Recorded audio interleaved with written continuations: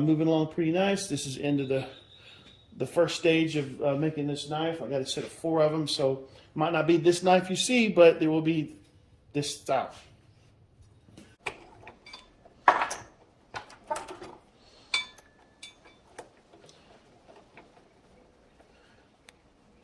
Now we're going to drill the pinholes into this knife here that we just ground the bevels on. 1/4-inch pins. Here we go.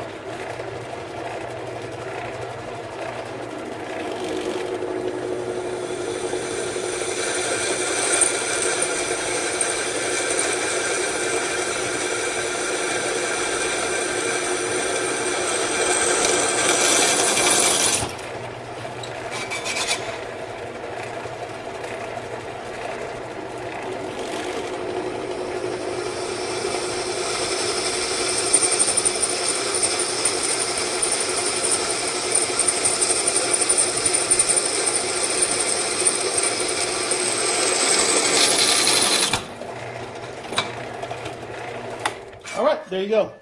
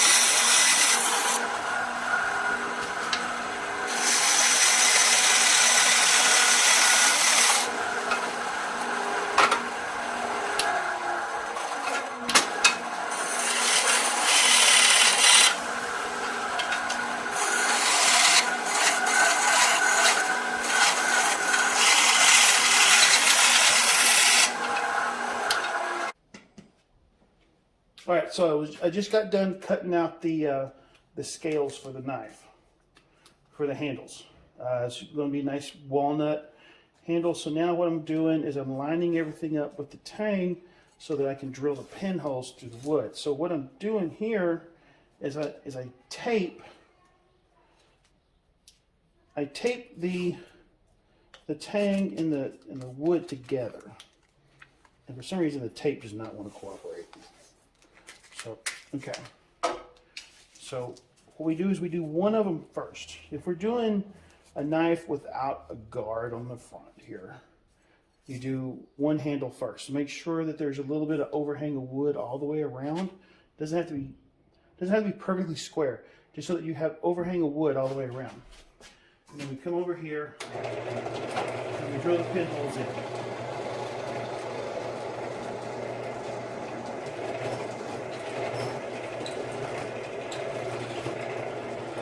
All the way through.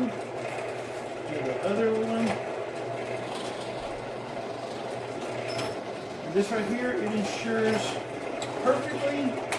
perfectly lined up holes.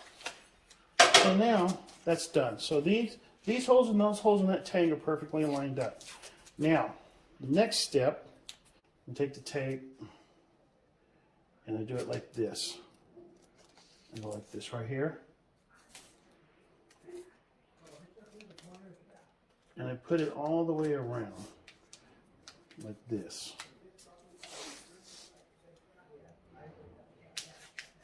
The second, when you're putting the two scales together, you want to do it this way. And I'll explain later in the video why. I want to do it pretty good.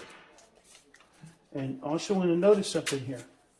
I'm letting the tape, make sure the tape is hanging up higher on this part than in here, because this is going to be on the bottom right here on the table when you're drilling it. So you want a nice smooth surface so that all your holes are perpendicular. So now we're going to drill these holes.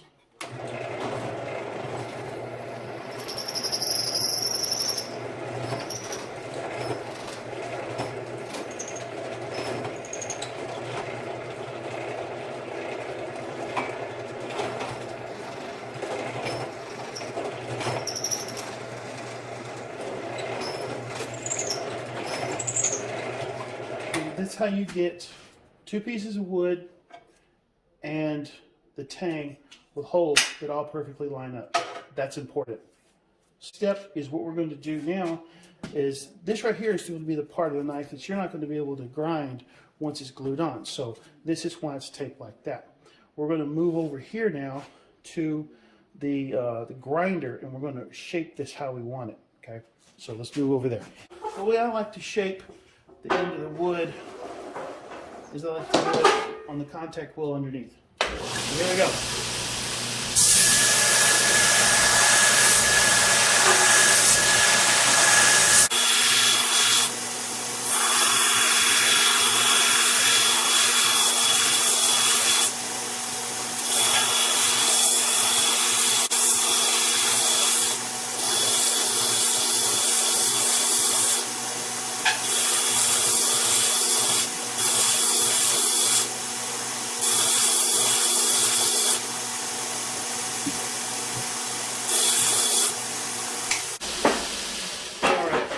So I got it pretty much to the shape that I want it now. So what I do next is I switch over to a finer grit belt. And so that way I get the bigger scratch marks on it, I can polish it up. So I moved to a 220.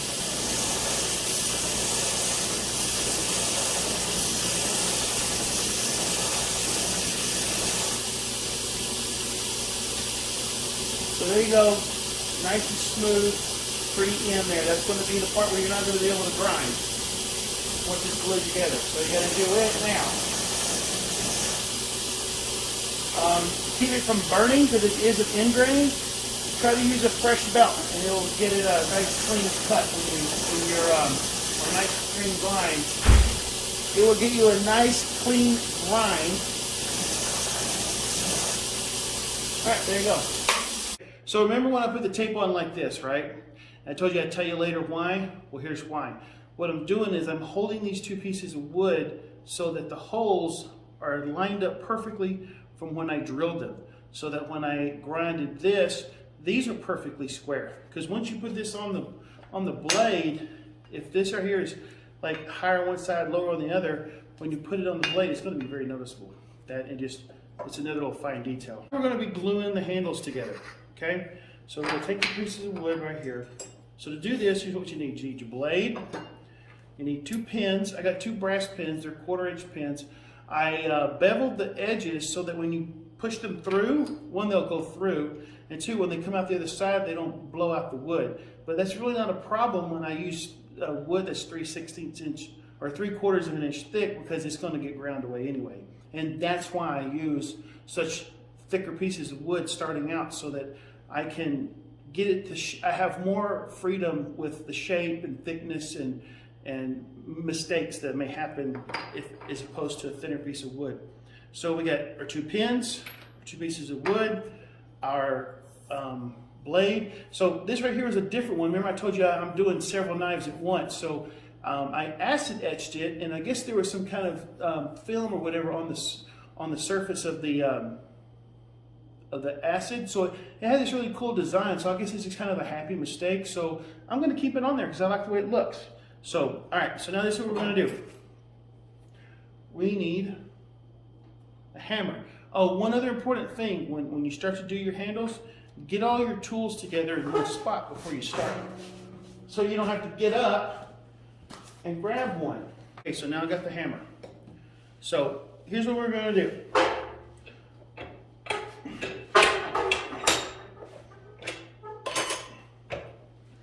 I have 5-minute epoxy. So this is how I do it. If you've ever watched Forged in Fire, you'll see guys put the pins on them, and they're like this long, right? I have a hole right there in my table for that very reason right there. So, all right. So here's what I do.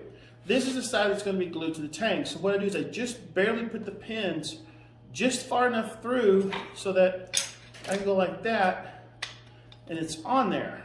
A lot of guys, what they like to do with Forged in Fire, if you'll notice, is I have the pins like this.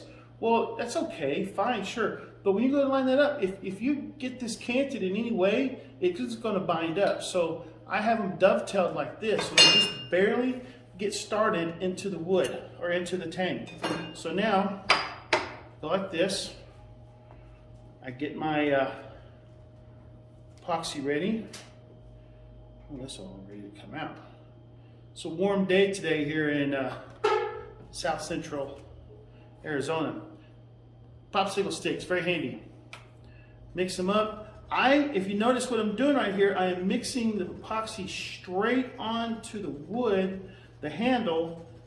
You just don't waste as much. A thing of epoxy here will last me a long time, because I don't end up, because if you pour it onto a paper plate or a towel or some tape or whatever, and then transfer it over, well, you're going to end up losing, anywhere from as much as half of it. And it's just like you're just wasting money. So, all right. So now, you know what? There's a dry spot right there. So we want to get that on there. All right. So now, take the tang, take the knife, put it on there a little bit. Okay. Flip it over. Now, tap it through. Again, just enough so that it pokes out the other side, like so. Now this one here, you gotta be careful on, because sometimes people will be like, okay, I got my tang, and they put the glue on this side, and they're like, crap, they put the glue on the wrong side. So remember, hold it like this, lay it down, put the glue on here. What I do is I usually get about 2 dime-sized little dollops of glue, spin it around in a circle until it gets a little white color to it, maybe, depending on the type of glue you use, and boom. When I first started making knives, I was using JB Weld, that gray stuff. I don't know, it worked okay. To me, it seemed like it was more brittle, although it was heat resistant when you went to, you're grinding the wood. Not that the wood really gets that hot, but just saying. And it stunk. That's one reason I know I didn't use it. And every knife had a thin layer of gray in the middle, all right? So now, like you see here, I just squished this on there. It was just the bevels that were on there, so it's nice and tight on here. And now, I hammer those suckers all the way in, and they're flush, and they don't come all the way through on the other side. And when I drill my pins, what I like to do is I like to make them shorter than the material that I'm starting with. And there's a reason for that. There's nothing protruding out on either side. So when I go to put my pins, when I go to put my clamps on, I still got to go a little more here. Still got to go some more. I can put it right over the top of the hole if I want to. It gives me more freedom. All right. So what I do is I always do the back first. That pushes the glue forward. All right. Not that it really matters. So.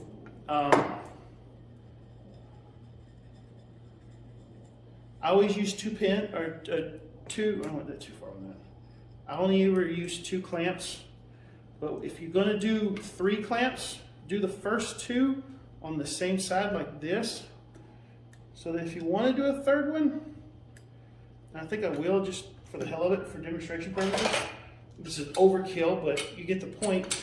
it's actually, because if I have 3 all the same size, it's going to be harder to crank down this one because these will be in the way. These right here, they're not in the way like that. All right, so now, glue is set, or the glue is going to squish out just a little bit on the front. You want to wipe that off while it's still wet before it's had a chance to sit. Now this is 5-minute epoxy, and depending on where you are in the country and the humidity level of where you are at the time, it's going to be done quicker than 5 minutes. Out here in this dry heat in Arizona, 5-minute epoxy is more like 5 seconds. So I exaggerate. You get the point. It sets up much quicker out here. So, but that's okay. I'm kind of accustomed to working with it, so it's not a big deal. So I get a little bit of denaturalized alcohol, and I just wipe his little bobo right here, and just get it off. And I don't know if you can see it, but it's already starting to gel up just a little bit, and it's just been like maybe 2 or 3 minutes. So, and then once that's done, you get this wiped off. You want to get everything's nice and clean. Looks like I got glue on the blade. Oh, and another thing, my blade is not sharpened yet. That's the last thing you want to do, is sharpen the blade. Very last thing. So the last thing you do is sharpen the blade, and then you hand it to the customer, or put it in the box and ship it out. So you want to make sure you get it all nice and clean. And if you don't do this, and I've done this, if you don't get it nice and clean, you're going to have to get something something that's harder and it's abrasive to get that freaking hardened glue off of there, and you are just in for trouble. And then it's going to be much difficult. You have a tendency to scratch the blade. So there you go. Boom. Now on to the next step.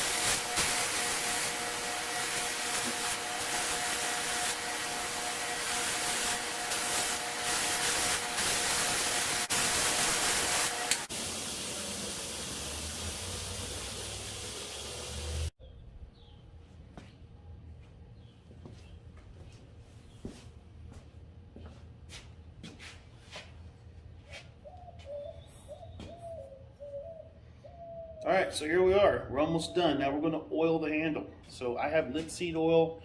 This here is walnut here, and I go all the way down, so just the wood is submerged in the oil. Now this is still hot for me grinding it, and it's on purpose, so that way the oil is hotter. It'll have a tendency to want to absorb better. So at least I think. It's a theory. I don't know. So.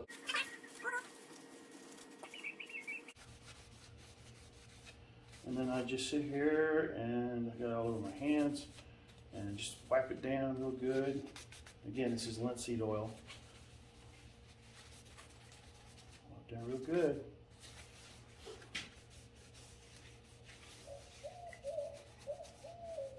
Nice. Oh, then we get to take a dry one here, finish it off.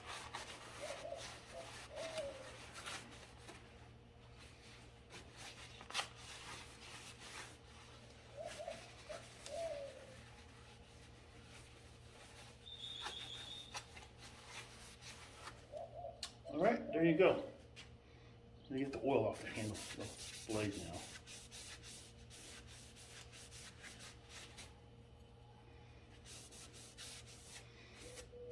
All right, so now I will let this dry a little bit and then hit the blade with some rubbing alcohol, get all the residue and the gunk and the oil off. I think there's a little bit of glue there.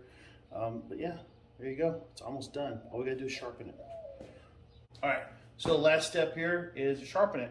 Handle's all dried up from the oil. So what we're going to do now, start with a 220 grit, start putting the edge right here on this. So here we go.